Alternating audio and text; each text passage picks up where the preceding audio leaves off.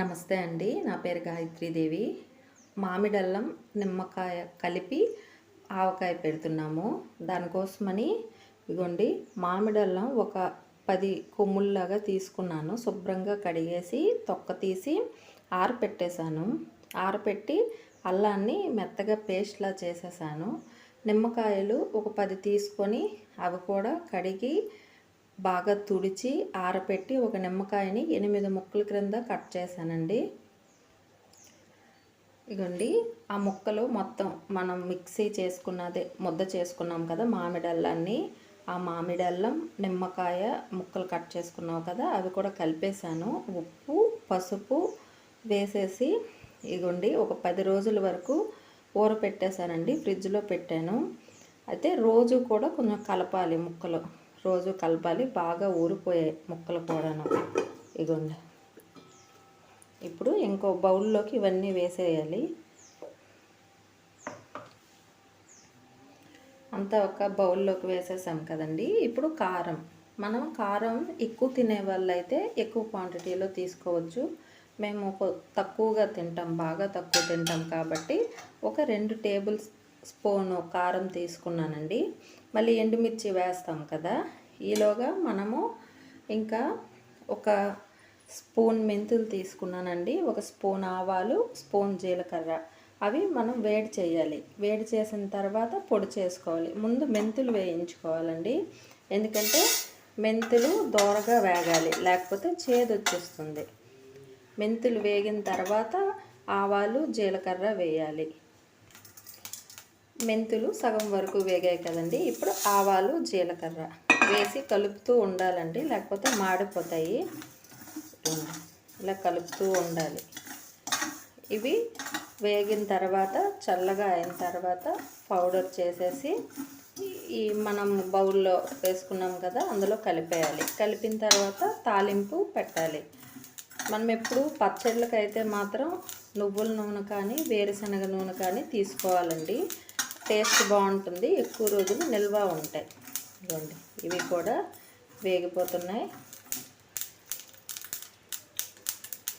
బాగా వేగాయండి. మెంతులు కూడా కలరు మారాయి. ఇదిగోండి ఇలాగా. ఇంకా స్టవ్ ఆఫ్ చేసేసుకోవాలి. సిమ్లో వేయించాలండి, హైలో అయితే మాడిపోతాయి. ఈలోగా మనం మెంతులు అవి వేయించుకున్నాం కదండి, అవి చల్లగా అయ్యేలోగా తాలింపుకి అన్నీ రెడీ చేసుకున్నాను. శనగపప్పు ఒక టేబుల్ స్పూన్ తీసుకున్నాను. వెల్లుల్లి రెబ్బలు ఒక 15 తీసుకున్నానండి. ఇవి పొట్టిమిర్చి, అలాగనే ఏమి పచ్చడికి ఇవే ఉపయోగించాలని లేదు. మా గార్డెన్లో అయినవి ఎండపెట్టి ఉంచుకున్నానండి. సేమ్ మిరపకాయలు ఏం కాదు, మామూలు మిరపకాయల కారమే ఉంటున్నాయి. అవి ఒక 12 తీసుకున్నాను.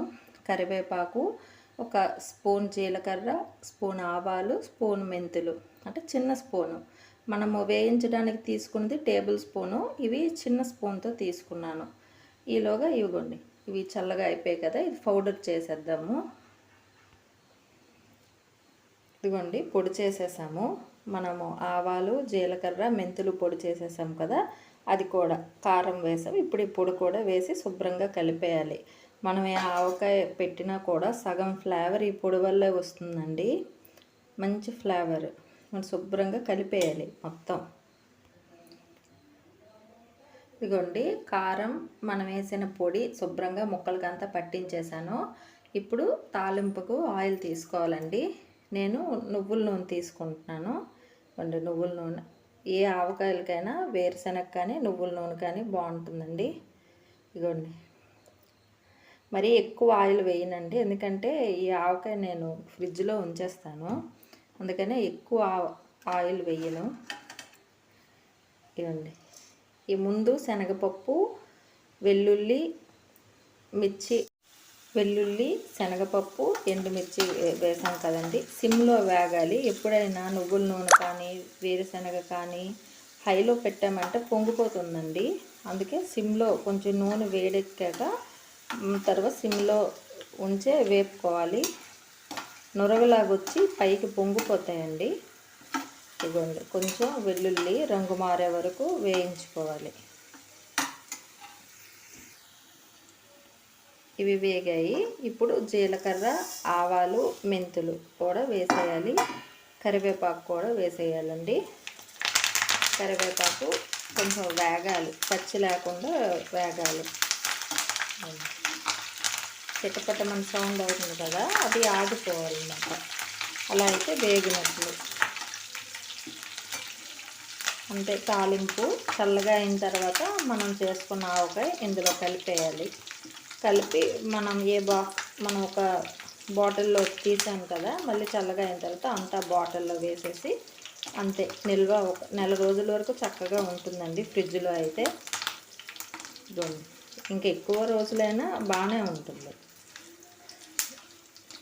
వేగిపోయాయి. స్టవ్ ఆఫ్ చేసేసి చల్లగా అయ్యే వరకు ఉంచేయాలి. చల్లగా అయిపోయిందండి. మనం ఇగోండి కలుపుకున్నాం కదా, ఇదంతా ఇందులో వేసేయాలి. వేసి శుభ్రంగా కలిపేయాలి. కలిపేసి మనం ఏ జాడీలో నుంచి తీసామో మళ్ళీ అందులోనే వేసేసి చక్కగా మూత పెట్టి ఉంచేయాలండి. చక్కగా కలిపేయాలి. ఇదిగోండి శుభ్రంగా కలిపేసానండి. మనం నూనె తక్కువ వేసాం కదా, బాగోదు అనుకోకండి, చాలా బాగుంటుంది. మనం బాటిల్లోకి వేసిన తర్వాత బాగా అదిమి పెట్టి ఉంచేస్తాం కదా, మరొక 5 రోజుల కన్నా ఉంచామంటే చక్కగా ఉంటుందండి. ఒకవేళ ఆయిల్ ఎక్కువ కావాలనే వాళ్ళు ముక్కలు మునిగేలాగా వేసుకోవచ్చు. ఇలా కూడా ఒకసారి ట్రై చేయండి. ఇదిగోండి మళ్ళీ అంతా జారులోకి వేసేసాను కదా, మూత పెట్టి ఒక వారం రోజులు రోజుకు ఒకసారి కలపండి. వారం రోజులు ఇలా తర్వాత తింటే చాలా టేస్టీగా ఉంటుందండి. ఒకసారి ఇలా కూడా ప్రయత్నించండి. వీడియో ఎలా అనిపించిందో కామెంట్ చేయండి.